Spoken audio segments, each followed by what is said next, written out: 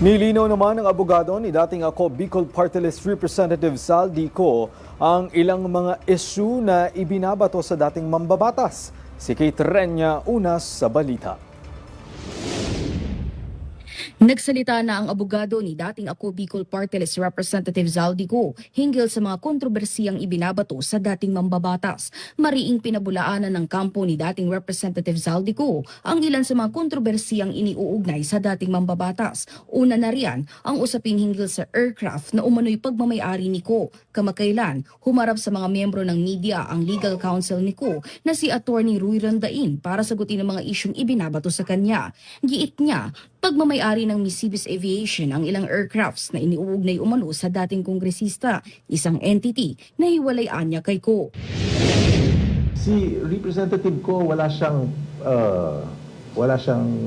may-ari na any aircraft. I understand that any aircraft related to him is owned by Misibis Aviation. Now separate si Mr. Ko sa Misibis. You should ask the lawyer of Misibis. I'm not.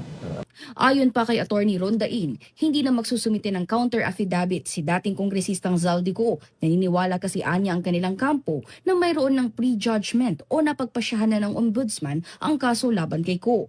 Sa usapin naman ng pag-uwi sa bansa, iginiit ng abogado na hindi pa ito magagawa ng mambabatas bunsod ng mga death threats na natatanggap nito. Gayunman, binigyang diin ni Rondain na matagal nang nasa labas ng bansa si Zaldico para sa cardiac-related treatment. Ito'y bago pa man naging maingay ang mga aligasyon sa maanumalyang flood control projects. Were sent already. Again, he will, as soon as the threat to his life is abated. Samantala, may panawagan sila sa taong bayan kaugnay ng gumugulong na investigasyon sa maanumalyang flood control projects.